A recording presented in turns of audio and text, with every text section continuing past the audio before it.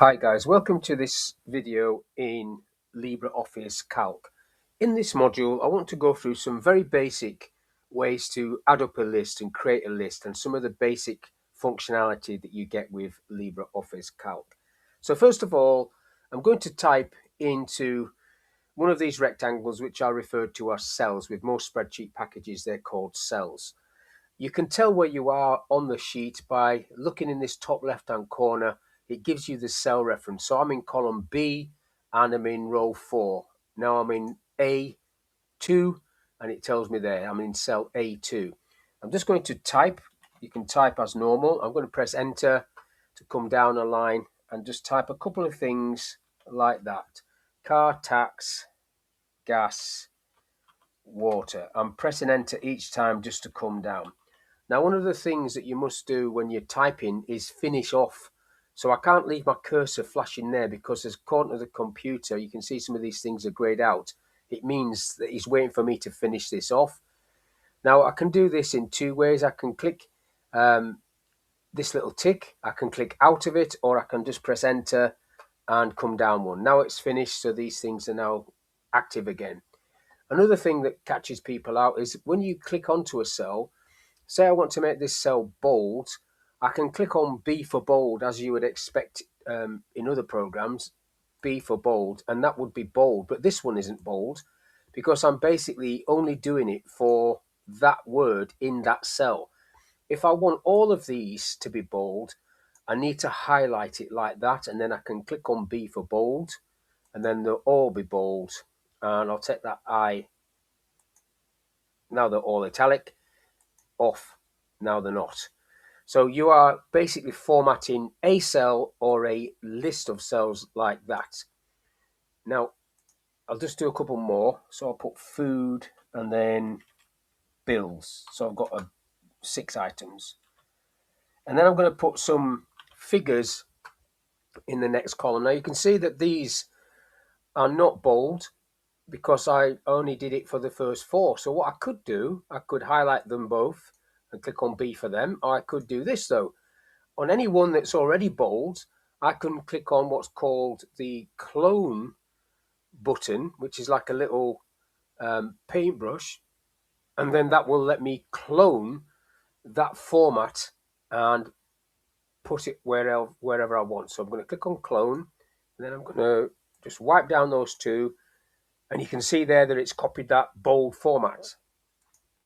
Now I'm going to put some figures in there, so I'll just go 111, 222, 333, 444, 555, 777.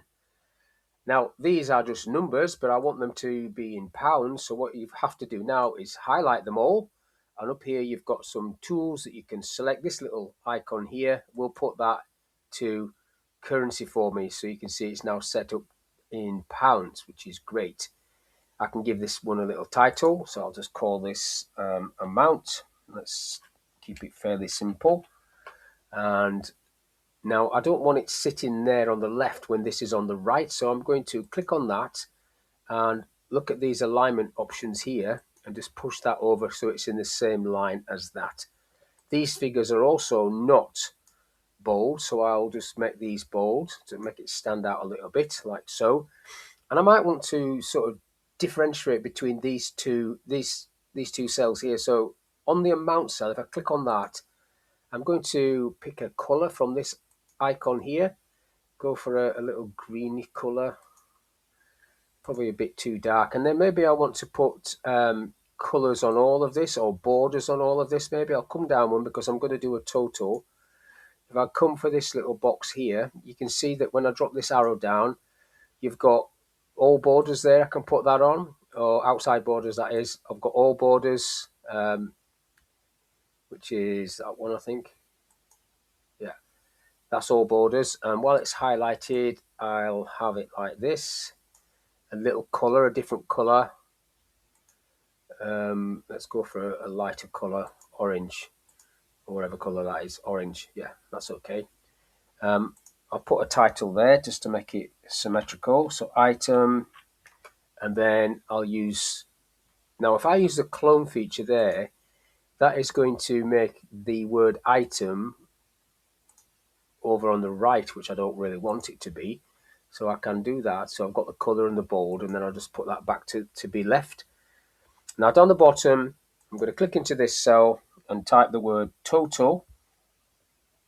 And then I'm going to use a formula to add up these. And I'll make that bold as well. So to add up a list, you're using a function, which in this case is going to be the sum function, which will allow you to add up a list. Now I could type equals B2 plus B3 plus B4 all the way down, and it would give me the right answer, but it's not best practice to do that.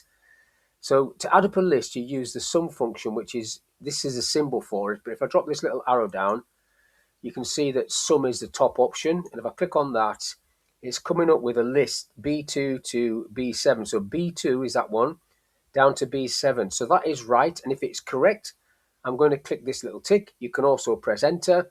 If you don't want it, you can click that little red cross, and that will get rid of it. But if I click the tick, it gives me the answer, and I'll make that bold as well.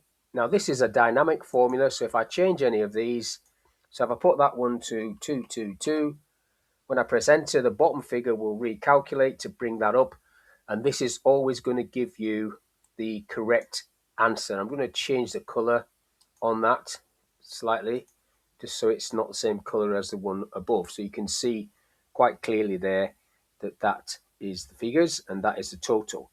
Now, if you wanted to do just a simple sum, you could do things like this with the equal sign, equals that cell, which is B2, and then a plus sign, and the next cell that you might want to use. And then you can either press enter or click the tick. So I'll just click the tick because I'm used to doing that. Now, if you want to do times, this is the symbol for times. If I go equals, this cell times is like a little asterisk symbol. It's not an X.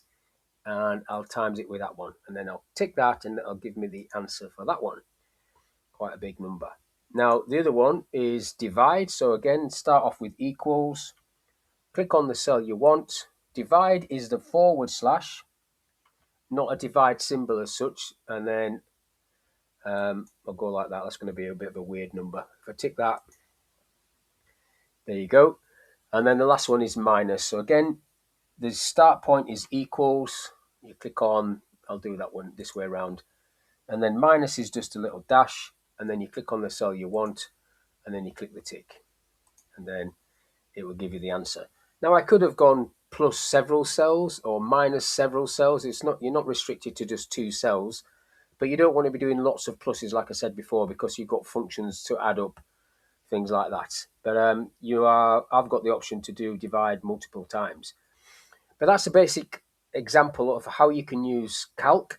First of all, with some figures and formatting, and then a function to add up a list, and then some simple sums just to show you how you work it and how you get yourself going doing basic sums. So hopefully this little video is okay.